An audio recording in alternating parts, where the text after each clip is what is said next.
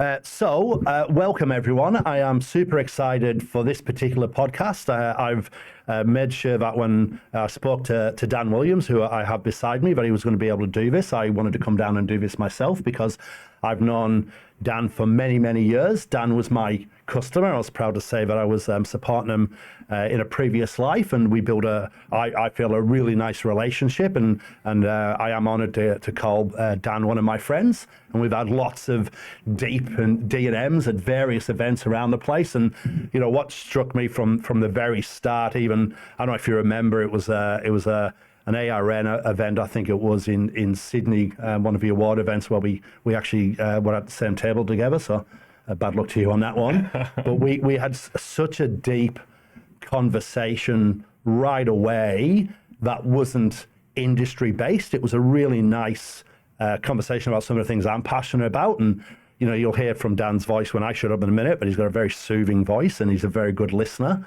And from that point there, I thought it was someone who was really interested. I wanted to get to know a lot better. And I was trying to sell him something as well. So you got to do that. But so Dan Williams, I'm going to embarrass him to say it, is an absolute legend of the industry. Has been around as much as his looks don't give it away for a very long time within the MSP community, and now is really supporting MSPs and other businesses around bringing their business to the next level with EOS, which is Entrepreneurial Operating System, and you're a coach for that.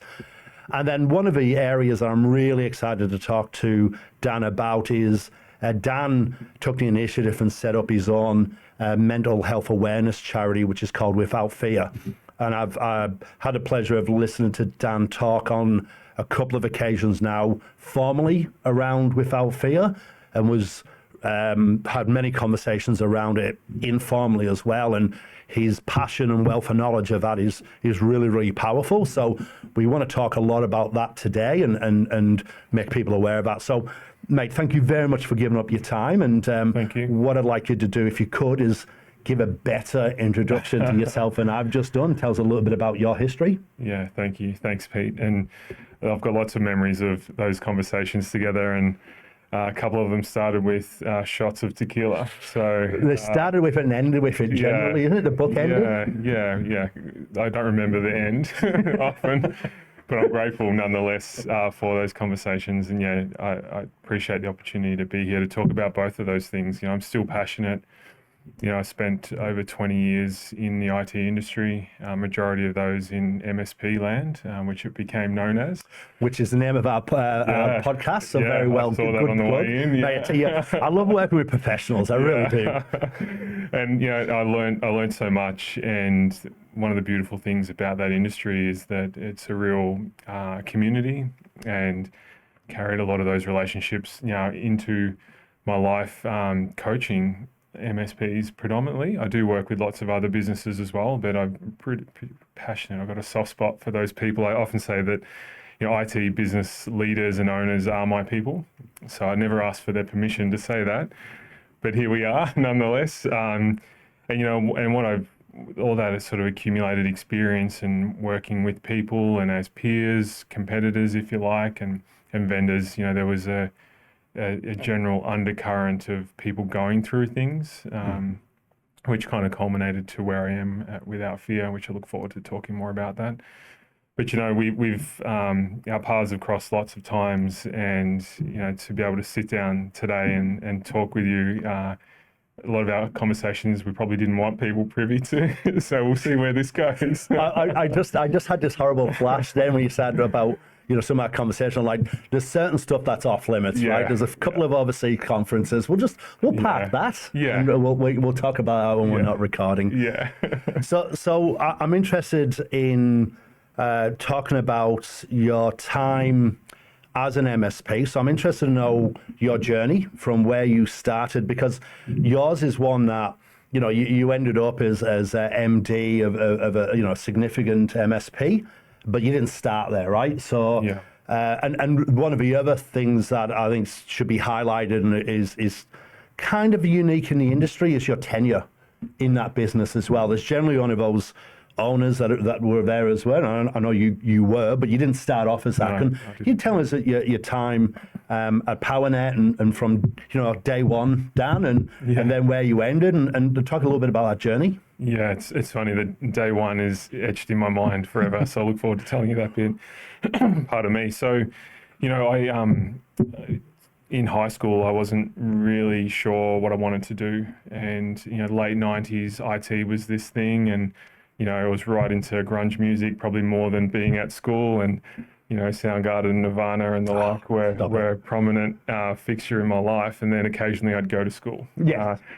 So when I was at school, I had, it was back in the day where they had the computer room, and I went to a pretty low socioeconomic So school. Commodore 64, or what are you were like Spectrums? It was probably like a 186. 186. I'm sure my age, right? I used to start off with Sinclair Spectrums. This is how. Yeah, I'm familiar. Yeah.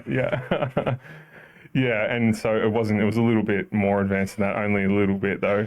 And at school, I started to think about, and often we got encouraged to think about what we should be doing or would be doing. And all I knew was that I wasn't going to university, that I was going to work. And it made sense to choose IT. And I bounced around a couple of jobs early days. I worked in local government and, realized that wasn't for me either. In their IT department, I went to Compaq, which were bought by HP, and that wasn't a good experience, but I learned a lot. And then one day I applied for a job, pretty sure it was Seek, early days Seek, and rolled up to this office in Richmond, just around the corner from where we are right now. Really? So, because our office is in Richmond here, so that's interesting. This is your old stomping ground. Yeah, and I love it. So I went past the Swan Hotel on the way here, spent a few sessions there.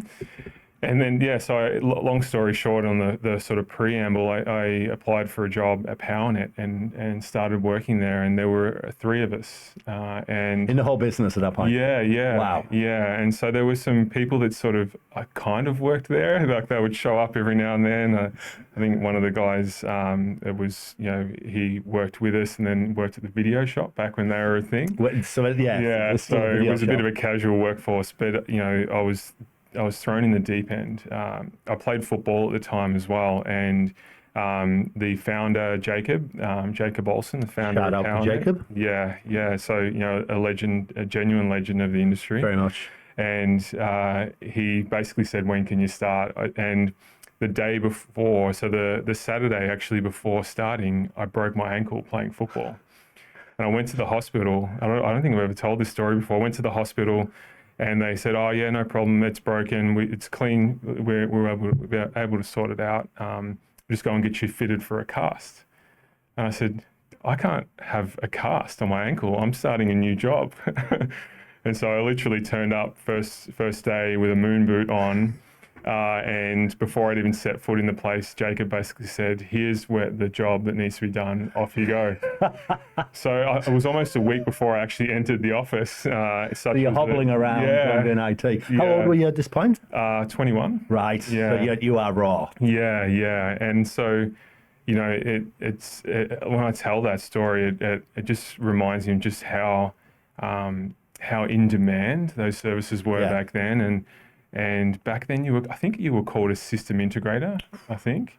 Yeah. And you were basically installing PCs, and I loved it. The fact that I was in day one, right in the mix of it. And, I was in that business for 17 years, and, I experienced all the highs and the lows, and really early on became an owner in that business, had an opportunity to buy into the business, and then had repeated opportunities to increase that stake over time. And to see something from 3 or 4 people in a video shop, guy, shout out to him if he's listening. I won't say his name in case it gets back to him. Through to Did he help you out with the return fees? Like, because you need a bro to hook really you up. good for a recommendation, actually. I can remember. Yeah. I don't remember the films, but I can remember him making good recommendations. And the evolution of that industry from 21 through to 17 years later, knocking on the door of 40,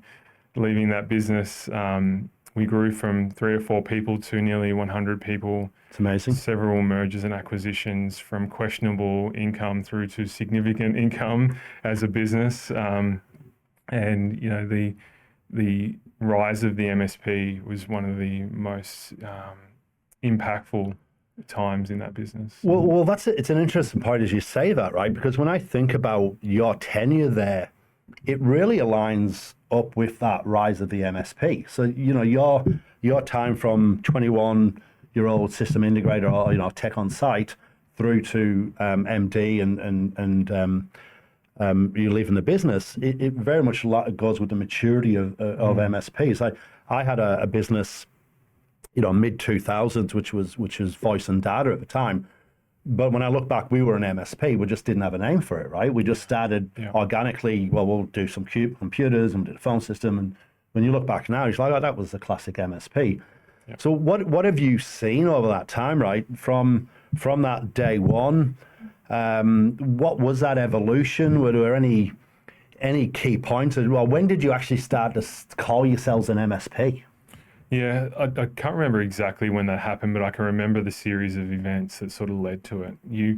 Back in the beginning, you would sell kit, and you would make a really good margin on it, so you didn't really charge for the labor to install it, or we didn't at least. And you did that enough, and you did a good job, and they got you to come back. And then what would happen is they would want more from you, like, oh, you know, I've been thinking about incorporating different things in, you know. Smartphones and the like became a thing, and they wanted more help beyond just the install or how to use Word or Excel, and you thought, actually, if that's going to be viable, you need to actually charge them time and materials. And so that was kind of the next evolution: kit, time and materials. And then that was only good when there was a problem, and so you were doing well when there were problems, and then you would have sort of lumpy, you know, time periods, levels of busyness, revenue, and the like. And then so I think the first foray into managed services was actually saying, how about we just spread that cost over 12 months, or, you know, in the last 12 months you spent this much with us. How about, you know, you pay a smaller amount consistently? And so it became, you know, as a service. And then it was, you know, things like, you know, you want to have after hours help, then sure, that's an extra thing. And then even we experimented with leasing equipment to people, and then everything became a monthly bill. And once you broke the back of the fact that this is actually something you need to invest in, a lot of the other conversations became simpler. So I guess that's when we became an MSP. And you would start to incorporate. I can remember, you know, us building a mail server and then selling mailboxes from it. Yes. And hosting it, and just hoping that it didn't fail. and your email became prominent. And there's a lot of hope in our industry as well. And if you saw the room that it was in, I didn't feel good about it, but we provided a quality service. And a lot of those things were customer led back then. Yes. And the customer was telling us what they wanted, what they needed, and that was okay. That was like the mother of that innovation, I guess. And that's one of the things I love about MSPs is the way we or they solve problems. So you see so many times where MSPs as a community build a solution out of a multiple bits of products because a vendor hasn't been innovative enough to build it yet. Yeah. And then what they do is they put it together, data center, whatever it is, and then they deliver out. And then mailboxes is a really good example of that. You know, even spam filters and security and all of those kind of pieces.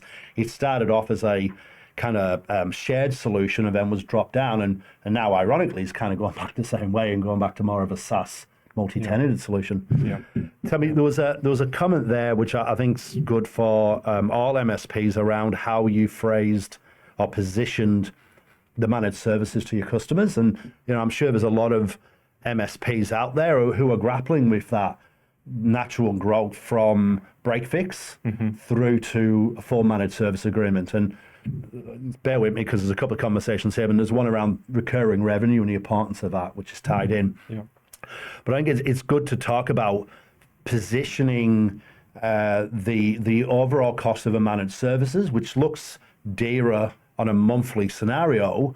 But comparing that to those ups and downs and the big bills is a really good way of positioning it to our customers, is review your overall bill you've been charging them, work out where your savings are if you've got some consistency, and then showing them that ROI or that total cost over the 12 months.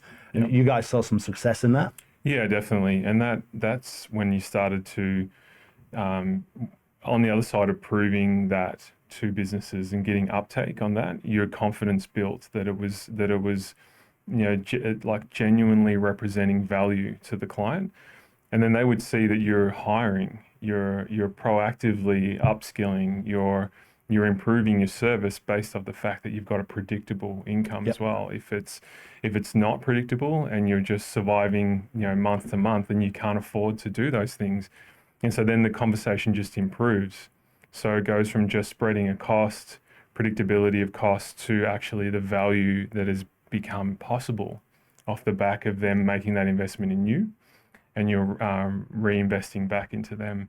And once you create that appetite for that strategic relationship, that investment in each other, then things like the security conversation or the voice conversation, the data conversation becomes a lot simpler, because it's based on trust. We've already proven that we are delivering value consistently.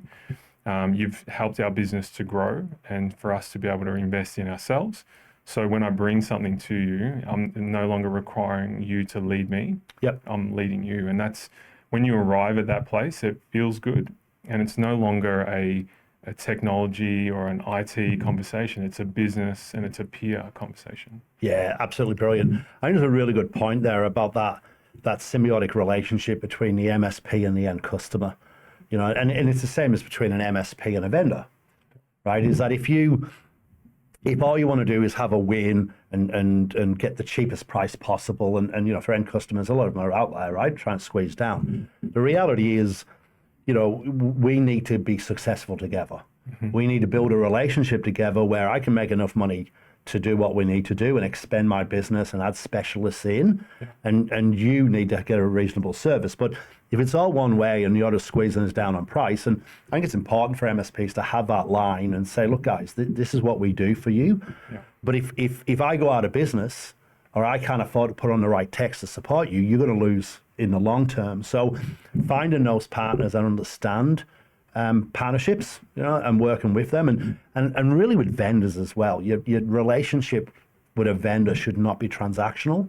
And one of the things that the MSP community does well in general, but particularly PowerNet in your time, and currently, is that vendor relationship. It is a true partnership. And I know it gets thrown around, it's a little bit cheesy, but I'm pleased to say that a lot of the people in my phone, in my contacts and the friends, are partners and MSPs that we've built that up by working together. Yeah, I always talk about it as like partnership behavior. So I quite often, when I'm coaching businesses these days, I ask them really early who their ideal customer is. And so we don't spend a lot of time talking about like the demographics and the geographic side of it, but actually what do they value? What's important to them? And consistent theme that I see in MSPs is that they want to see partnership behaviors. And the interesting thing about partnership behaviors is there's two sides to that. You need to exhibit those in order to actually expect them in return. And quite often, if you model that with your clients, then those who aren't looking for that will kind of self-select and probably do you a favor. But I can remember, and that's why I guess part of the reason why I'm here today is that your conversation and your relationship with me as a partner ahead of becoming mates was you were exhibiting those behaviors, and that's why we connected. And that's like the whole rising tide lifts all boats. Effect is that it wasn't just professional, it was personal. And then the price conversation takes care of itself. And if it's based on value, then it's a really simple conversation. And if you're trying to differentiate on just the what you do, it's really tough. If you just try and differentiate on the service, it's really tough, because then it just becomes about price. But if you're differentiating on why you do it and the experience, then it's a much better conversation, and it's a conversation based on value rather than price. Yeah, 100%. 100%. Two last questions about the MSP time. Number one, when did you realize the importance of MRR, monthly recurring revenue? I think I understood it early, but it wasn't until I became an owner in the business that I realized, it's kind of, really feels silly saying it now, but it wasn't until I actually became an owner that I realized that predictability of income wasn't just about paying the bills. It was about being able to reinvest. Yes. And I think when the penny dropped for me, it would probably coincided with a massive uptick in MRR because I was out there checking went down a little bit, you know? Yeah, and I'd go out and have a different conversation with clients, but also a different conversation with the team as well. Yes. But you must make good on that. You can't just say it's important to be able to invest back in ourselves. And then not. Yeah, absolutely. You must then, put your money where your mouth is and invest in your people. And that's, training, it's development, it's better facilities, it's all those sorts of things, beyond just a fruit bowl in the office. But having gone through the office here, months, I do like a fruit bowl, yeah. Oh, mad for a fruit bowl, you know. Yeah. And then the final question I'm going to ask you around that time is, what would you say now to 21-year-old broken ankle Dan? What would advice, and look, we're going to talk more about Without Fear in a minute, so this doesn't have to be industry advice. Yeah. What would you tell him? Yeah, I'd probably tell myself to just place more importance and more focus on who you surround yourself with. Okay, it's a dig at me. Yeah, fair enough. Yeah, so this was a mistake. No, this is a testament actually to that it took me a while to realize the value of peers and peer relationships and networking within the industry. And I made up for it. I made up for lost time. But, someone who's, I'm an extroverted introvert. So I'm actually an introvert at heart, but I can, in the right forum, a comfortable space, I come across as an extrovert. And I didn't value building those relationships enough early. And upon reflection, I think that would have changed the timeline. Okay. And it's something, it's kind of like the rock and roll band being in the town and saying the town's wonderful, but the community that we have in the MSP community is one I haven't seen in any other industry. And every industry kind of thinks it's unique. But the way, and I think it's part of the Australian size of our industry that, you can be competitors, but you can still work together in deals. But the knowledge sharing and support and genuine community is something that I'm always pleasantly surprised and pleased to be involved in. And, I do a lot of events and, I see you at a lot of them as well. And, even now you're going to events with the Without Fear component. It's a nice group. It's nice to get together and see these people and discuss openly challenges and the likes. Yeah, it is. And it's really unique. And the more I work outside of the industry, the more I realize just how unique that is. And, when we're a subject matter or led industry and not a sales led industry, well, not quite just yet. The subject matter is kind of united all of those people. And so it's not, fighting for the crumbs, we're genuinely invested in each other and, spoiled for choice of, events to go to. And congratulations on the Access 4 event. I looked in through social media and thought that'd be awesome. And seeing your head up there on stage just reminded me just how important that is as well. Seeing all the people there and that connectedness. And I think I don't think we'll ever lose that. But I think the day we do will be a really sad one if that was to ever happen, because there are a lot of conversations that happen, after the agenda that wouldn't have otherwise taken place.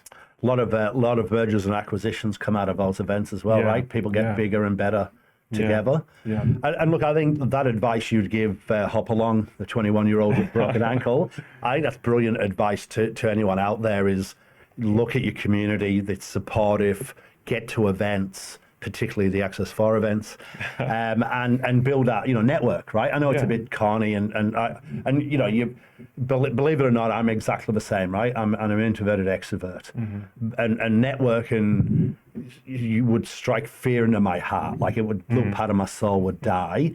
But it's not networking if you're just talking to friends, right? And that's what this community is. Yeah, and that's spot on.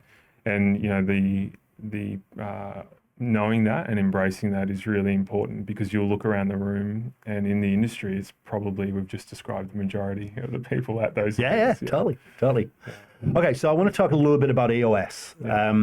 It's something that I saw you a number of years getting involved in, and you were telling me what it was, and I'm like, Dan's perfect for this, right? You're real thoughtful, and the way you give advice is really, really good. So give me a snapshot as to what it is and what the benefit is to businesses trying to grow. Yeah, so EOS is all the things that every business owner and leader knows that they need to do, but either have never done it or never brought it all together. Yeah. It's all those simple things all brought into one operating system that allows you to do them easily, with ease and with consistency, and gives you more time to do the things that you love. It's all the accountability and rhythm and things that we generally avoid, thinking that they're going to take more time than what we have, when the frustratingly obvious thing that hits you early in implementing this system is that it gives you more time back, and you should have done it 10 years ago. Yeah. And, I always say, and it's a bit cliche, but the best time was yesterday, and the next best time is today. Wow. Yeah.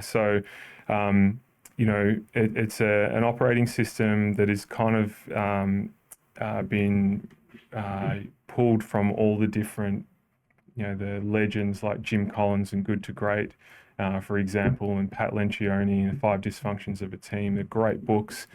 Gino Wickman created this system, EOS, where he went and brought all those together and made them specifically for entrepreneurial businesses, which pretch every MSP I've ever met 100%. Is an entrepreneurial business. 100%. They're about, 70% entrepreneur, or 67% tech, and then the rest of it's entrepreneurial for sure. Yeah, and it can be a really powerful chemistry, but it gives you that clarity of vision that you can share with everyone. So it's not just in your head, and you get frustrated. Why can't they just see what I want to do? It gives you the tools and disciplines to execute on that vision, and it also, and perhaps most importantly, it allows you to build a healthy team. And a healthy team is not one that never argues. It's one that cares for each other, that is cohesive, that shares values, and therefore, we're rowing in the same direction. Yep. Which is a challenge, and it's probably one of the greatest blessings in my time, 17 years at PowerNet, is that we just had phenomenal people, and we had an ability to attract phenomenal people. And one of the most rewarding things is when I left the business and I exited. Those people stayed, and they weren't there for me. They were there for each other and for where it was headed. And that's not because of EOS per se, but it was made possible because of that system. Yeah, that mindset. And I think that's why you're a natural fit into that EOS. And I mean, look, the proof's in the pudding. Like, I look at the MSPs that I see around that are really pushing on, and it's surprising. I'm like, this EOS cult, it's everywhere, right? there is so many of them that when you look at that foundation, have that base in there and are doing those regular meetings. I think one of the things I like about it as well is it's not just at that owner level, is it? It's bringing systems through to either develop structure within your sales and operations, but also helping those level managers as well. Yeah, and that's, that's the greatest privilege, is that we get to work as EOS implementers, which is what we call ourselves. We get to work with the leadership team and sometimes help the owner or the founder or the founders actually work out what the leadership team is. Yeah. And I've often said, people have asked me, can you coach me one-on-one? So I've had some business owners and leaders say, can you coach me one-on-one? And I just say, I'd love to, but I'm still getting my own stuff together. I don't feel like I can. I don't feel like I can coach you one-on-one. But your business and your leadership team, you know, I think that's a bit of imposter syndrome. But anyways, I can accept that. Yeah, well, maybe it's a preference. I prefer, but I'm pretty comfortable that I know sort of where I'm at, and the impact that it drives through the business takes the pressure off the owners and founders as well, because I'm working with their team. They don't have to. They don't have to harvest everything and then go back and hope that they can translate it through. We're working with them, and I often describe it as being like a bit of a personal trainer. We help them build the plan, and then meet with them regularly every quarter to make sure they're doing what they said they would. Yeah, and that's the real power of EOS, is the rhythm and the accountability to it. Because everyone, I've often joked, everyone can buy a gym membership. Everyone, if they want, can go to the gym. Yeah. So lots of people, for every, say, one person that goes to the gym, there's probably 100,000 that have a gym membership. That's their model. If everyone turned up on the same day, it's not going to work. Yeah, exactly. And then, for every one that actually goes to the gym, there's probably 50 that have never had a session with a trainer. Yeah. So it's kind of that builds that accountability in, and you learn how to do things well. And one of the things that I get to also do is share my experiences, and not always just, hey, this is the playbook of things that have worked.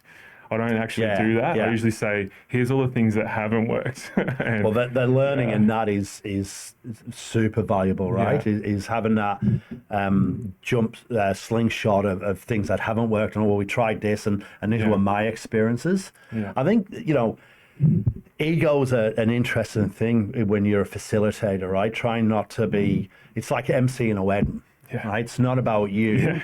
It's about the people around you who are doing that. And, I look at you, and when I saw what you're doing, I went, oh, absolutely perfect for that. How, in general, how do you manage your ego? So I just bring myself back to all of the successes and achievements that I experienced in my career.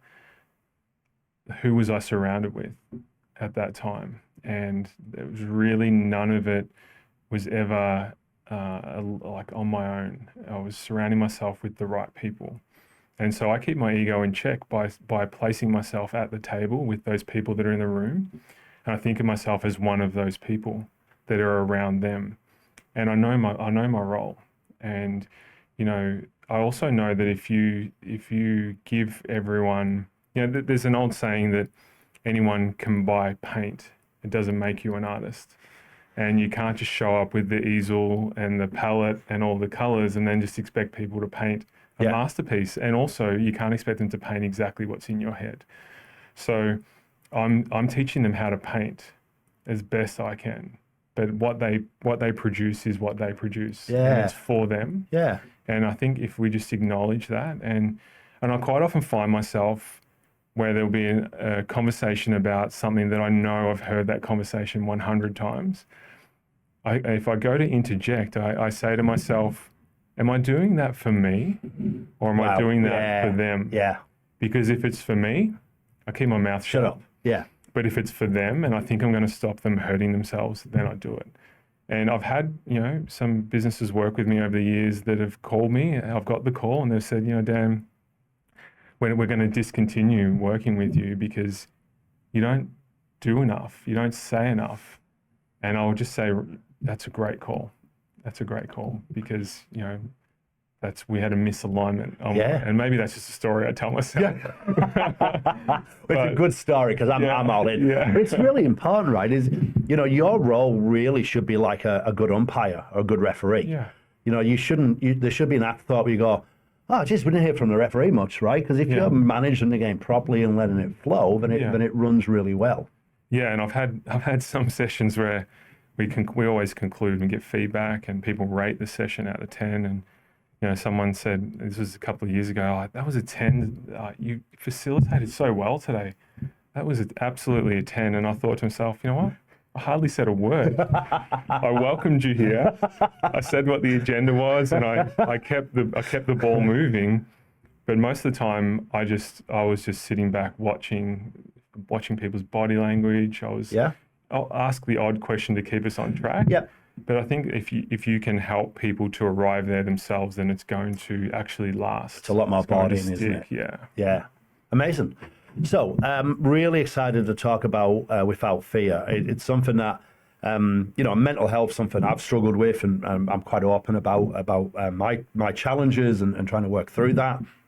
And I think the first time I realized that, the smooth, calm, happy Dan Williams, maybe there was other stuff going on behind him, was actually at Perth in a event we did when we spoke about mental health, and you opened up and, really said some beautiful things, which weren't necessarily beautiful as in what they were, but the beauty was in the sharing. And it really, it made me closer to you and made me really feel akin to some of those challenges. And there's always a comfort in knowing you're not doing something on your own. Yeah.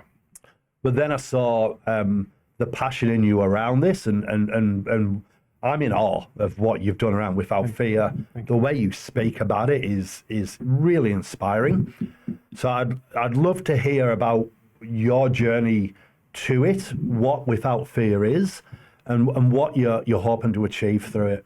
Yeah, thank you. And I can remember that day, that hotel in Perth, like it was yesterday. And it was a really important day in my journey. And thank you for bringing that up. I was talking about that day specifically very recently, and I'll come back to that.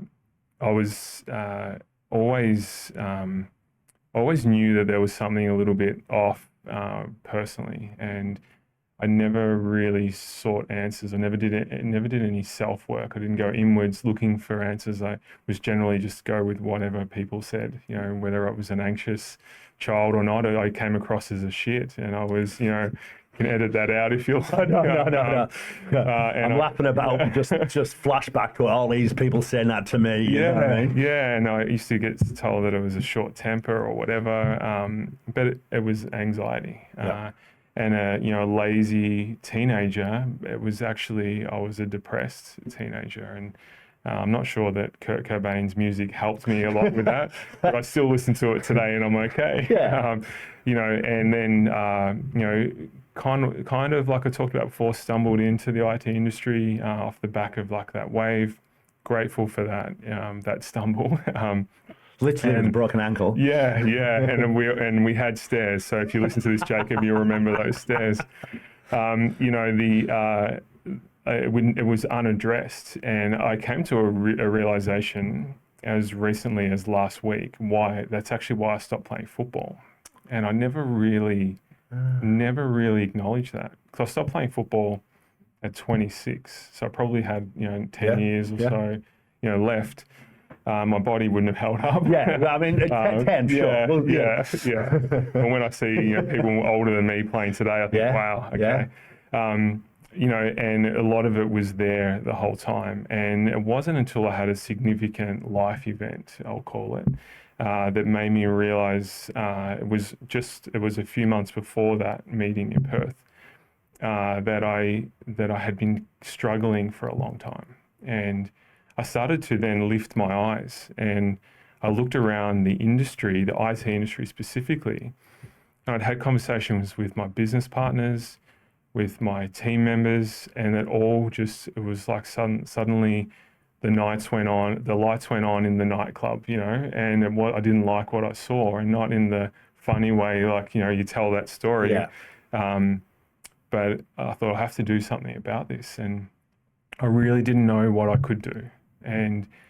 But every time I spoke about it, people would come and talk to me and open up, including you. And then every time that one of those conversations happened, I knew it led to other conversations. And every time I had those conversations, it would hurt a little, but then I would heal. Yeah.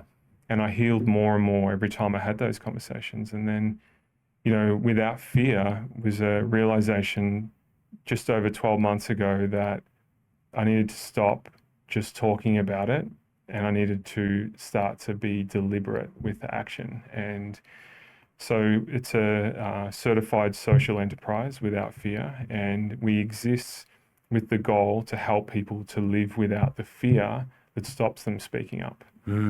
Because for me, when I unpack it, it was fear. Yeah. Fear of not being good enough. And even this is like super silly. I said this recently that I can remember driving to a client meeting. There was a positive meeting. It was a key account. I was just wheeled in to keep up appearances and thinking, I'm not up for this. Yeah. And if they get a sniff of that, they're going to think that I'm not worthy, that I'm not a good leader and a reflection of everyone in the business. And so I made up some crap excuse and didn't go to the meeting. And I avoided that client until I felt well. And the reason I tell that is a few months later, the CEO of that business, multi-billion-dollar business, huge, the biggest client on the books, I could see he was off in a meeting, and I thought, I'm going there. Yeah. And I said to him, are you okay? And he just said, I'm not. And that has stayed with me, and I'm getting chills thinking about it now, has stayed with me. And without fear, I know that he was in fear of that conversation. I was in fear of it. And then there was so many other sort of tentacles of different fear-related things. And so without fear, our goal is to start conversations. And we have a goal of 100,000 people living without fear by 2032. That's our BHAG. And that's only made possible through talks like, at conferences and events, in businesses, sporting clubs. And every time I'm in front of someone, I'm taking that as a responsibility to start the conversations that I'll never hear beyond them. It's amazing. I'm sure there's a number of people listening to this right now who can relate to that, because, one of the things is we think we're so unique to this, right? We think these are our feelings and no one else would understand. And then everyone else outside is watching this calm, well-presented, happy person, because that's what we project. And sometimes we are, right? Like, it's not an all or nothing. So to get that's the biggest thing I've got out of it, is just the more conversations we have where we have common ground about being high performing, but could still have an anxiety and depression and all these things, make us understand that these things aren't unique, that we shouldn't be fearful of speaking about them, and then talking that out. And that's the thing I commend you on is even in our community, how more commonplace it is for people to talk about their feelings, not just the whole, oh yeah, everything's great, or some little sarcastic thing that's actually a cry for help to say that it's not good. Yeah. And then more importantly, giving all of us the tools and the permission when that person does say that, or you see that a little bit off, is to actually ask the question. And thank you for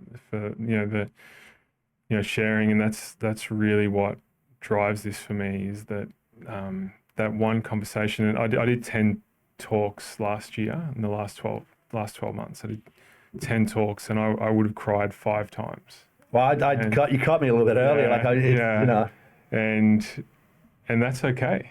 Yeah, and I'm comfortable doing that on stage. And someone said to me at an event recently, "You got a bit wobbly up there," and I said, "I know." And I just sat in the silence, and they said, "Oh, are you okay?" And I said, "I am, thank you." And the reason I was wobbly up there is because I looked around the room, and I could have heard a pin drop, and I thought, there are a couple of hundred people in this room, and more than 75% of them are going through something right now. And the statistics are awful, and it's not getting better. But the upside to the statistics are we're measuring it, and we're creating awareness. Yeah. And so I won't stop, and I'll keep wobbling on stage. Can I say, and I don't know if someone's giving you this perspective, but I've been in your audiences a lot, a few times when you've been doing this without Spear Talk. It's amazing to see the acknowledgement on people's faces, right? From when you start to when you finish, you can just see this wave of people who go, oh, that's me, or I've had that, or I understand that and I relate to it. And you can actually see it happening in the room. And that's really powerful. So the first one, I had that, right? I've gone, yeah, geez, I can really relate to this. And, he's saying stuff that, and also challenge you around, is like, why do I feel uncomfortable about it, right? But then to watch the room and see that same reaction on people it's super powerful, mate. Yeah, thank you. And that's a privilege actually to have people engaged on an uncomfortable topic. Yeah. And it's one that's never lost on me. On World Mental Health Day a couple of weeks ago, I was driving to do a talk at a cricket club here in Melbourne. So one of our ambassadors, Jordan, asked me to come and speak at his cricket club where he's the president. And I was driving on my way, got a call to tell me that one of my teammates had committed suicide or died by suicide. I'm so sorry. Thank you. And I pulled over. I sat there in the car and I said, I'll clean it up for your audience. But I said to myself, I can't do this. Yeah. I can't do this. Like, it just doesn't feel like what I should be doing. And then I sat, it was probably only a few minutes. I thought, don't be an idiot.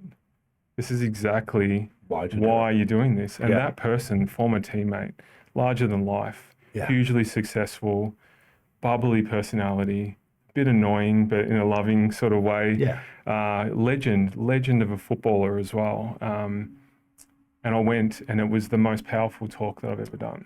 And, like that room, you could have cut the air with a knife. And there was a smaller audience, but I could just feel not just the engagement, but the connection with the people. And I thought, it was the 12-month anniversary of the business starting, of Without Fear starting.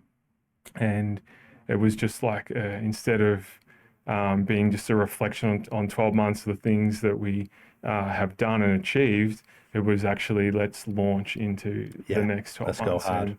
And I don't always understand the universe, but I believe in it, and I was exactly where I needed to be at the time.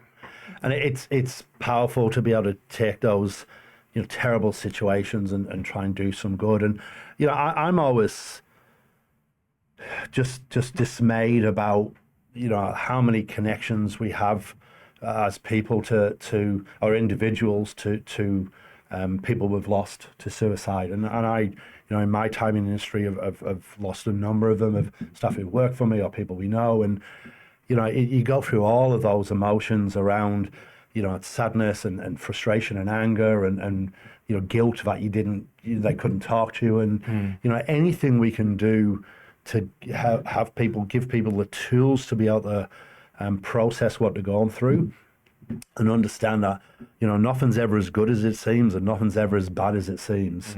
And, if we can have one person just say, hey, I'm not doing well, or have one person notice that someone's not doing well and ask that question, then, everything you're doing is worth it a million times. One of the things I got out of what you're doing when you're talking around Without Fear is it's not just awareness, it's tools that you use after. Are you okay? Right? Can you give us a little bit of idea of that? Because that was the powerful bit. When you took us on that journey, right? You're like, these are the stats. Fish, this is how you could be feeling. This is how I was feeling. Yeah, you're right. Now this is something you can do about it and with it. Can you talk us through some of those tools? Yeah, absolutely. And that's what I try and do every time I deliver a talk on mental health, is to leave people with something practical. Because there is no shortage of people sharing their story these days, and that's fantastic, and I love it. And maybe because I engage heavily with it, I hear them and I take them all in, because I feel like it's all these points of connection. But where we can do better is actually to equip people to have conversations, and people often fear the response if they ask if someone's okay. And the most important thing is to acknowledge if someone says they're not, to acknowledge that that's probably something they've been sitting on for a long time. So if you can acknowledge that, then that is the most critical part. because everything you do after that is made easier by you saying, hey, that must have been a burden to carry, and thank you for trusting me enough to speak. And then from there is actually about being present. So it's such a busy world, and there are so many things going on around us. And I read a book recently called Driven. It talks about it being a constant state of partial concentration. And if we're in a partial concentration when we've just acknowledged the significance of them speaking up, we must be present. And I can remember as a business owner and leader, having someone tell me that they weren't okay. And I looked around, I thought, this is not the right space for us to have this conversation. Let's go for a walk. And if you can't be present where you are, then move. Yep. Have your phone away. Yep. Engage, and then truly listen.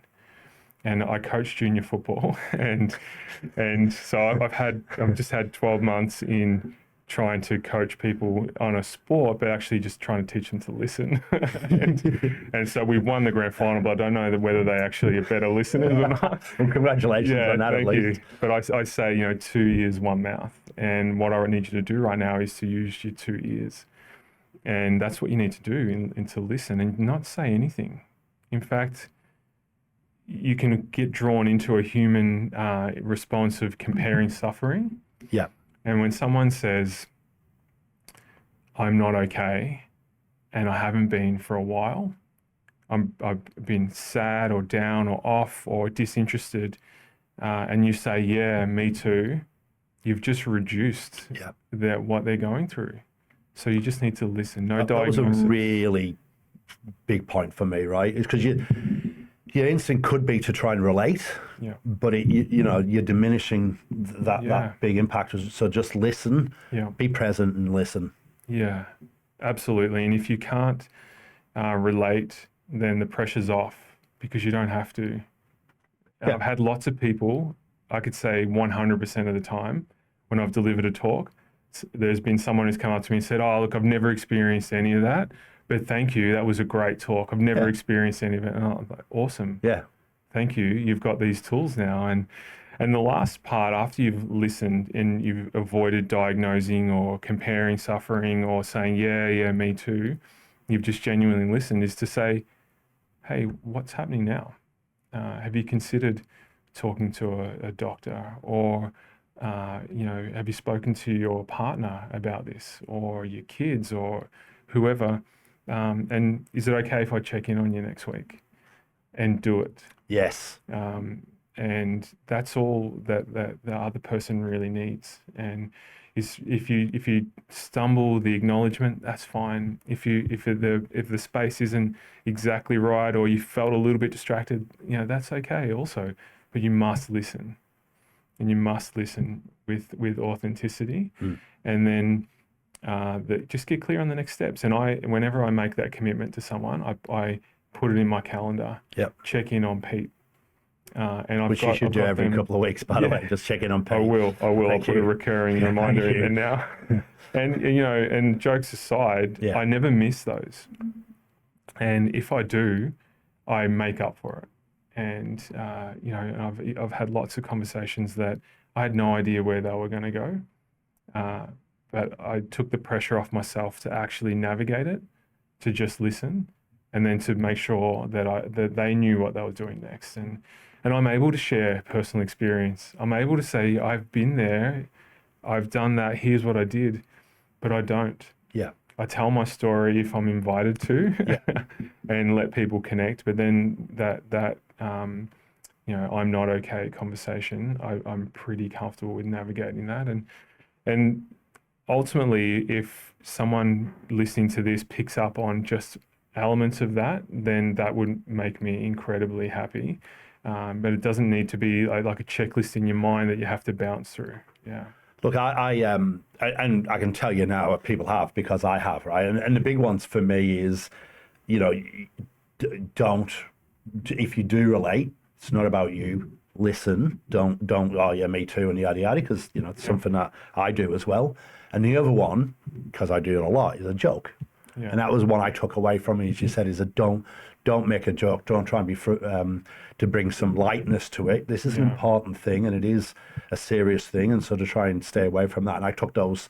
They were the two things I took away, and I'm equipping myself in on that. So thank you for that. Yeah. My pleasure. There's just one thing that I will share that is a visual. I'm a visual person, and there's a book, Atlas of the Heart by Brene Brown, and I refer to it all the time. But this part in the book in particular brought me to tears when I was listening to it, is that people that are sitting in the dark don't want to be brought into the light. They need you to learn to sit in the dark with them. Yeah, wow. And then when they're ready, bring them to the light. And it's not serving anyone by saying, hey, all you need to do is cheer up, come out over here. Yeah. Go for a walk. Yeah, you go for a walk. She'll be right. Have a banana. She'll be right. Yeah. Yeah. And there's so much power, and you do so much for yourself as well, being comfortable sitting in the dark with them. And, I'm by no stretch of the imagination perfect, and I haven't nailed all of this. It's a journey. But that visual I play in my mind anytime someone says to me, hey, can we chat? I will ask them where they are comfortable having that conversation. And then when I go there, I don't try and lift their mood immediately. I assess where they're at first, and then ease them if that's appropriate. And all these things just take pressure off both of you. Mate, super powerful. And again, I think, you might have stumbled into IT and stumbled into this, but you're definitely where you should be. So your personal experience and the way you can articulate, and just that, EOS, MSP, everything that's built you into the person you are and what you're doing right now, you're very much aligned as to, you're seeing, that person's perfect for that, or, that person's in the right role, and the passion I see out of you and the work you're doing. So thank you. You've certainly helped me, and I'm sure there's significant people who have been helped on this and everything you're doing. Where can people find out more about Without Fear? So one of the best places is to engage with us on social media. So we're on all the platforms, Instagram at Without Fear Co, and you'll find the rest from there. We're on LinkedIn as well, which is probably our most engaged platform. But we're withoutfearco.com is our website. And we do have apparel that we sell, the hoodie that I've got on here, and we have other things. And any revenue that we generate, 100% of the profits go to mental health projects. And as I found out from my accountant last week, 115% of the profits last year went in to mental health projects, because I have a problem saying no. Brilliant. And I prefer to make that investment in the effects that I may never see. But this is not a revenue profit generating exercise. It's a give back, and anything that you give, you can trust that it will be given back. But there's no obligation there. But just engage, have a conversation. If you see something on our social media that lands with you, engage with it, share it. That will help drown out some of the rubbish that's on social media. Yeah. And it'll also might just be something that someone needs. Yeah.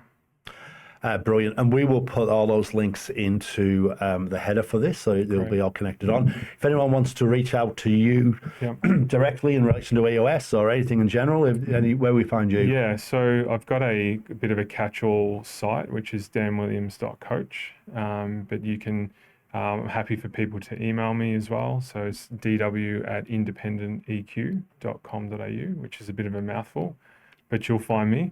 Most common way people actually interact with me is just connect with me on LinkedIn. Get on there. LinkedIn. I'm on there consistently, and just seeing what Pete's been up to, and I respond to everything there. I see that as an obligation as well, to make sure that I keep showing up, and it's one that I'm grateful for. Fantastic. Look, mate, I really appreciate your time. Thoroughly enjoyable chat about all facets of it. I know the Without Fear is there's passion and there's an importance and there's a reverence around that. Love to hear your stuff around where you came from and hop Thanks along. for taking me down memory lane. Hop along with a bit of fluff on his chin and 21-year-old in his pocket protector, and then the EOS stuff, which is it's really seen a lot of work around that and some businesses really thriving. So, mate, bring it in. Thank you very much. Thank you. Really appreciate Thanks it, for the and opportunity. thank you to everyone for listening in and watching us. And really appreciate your time, Dan. Thank you very, very much. My pleasure. Thanks, everyone. Thank you.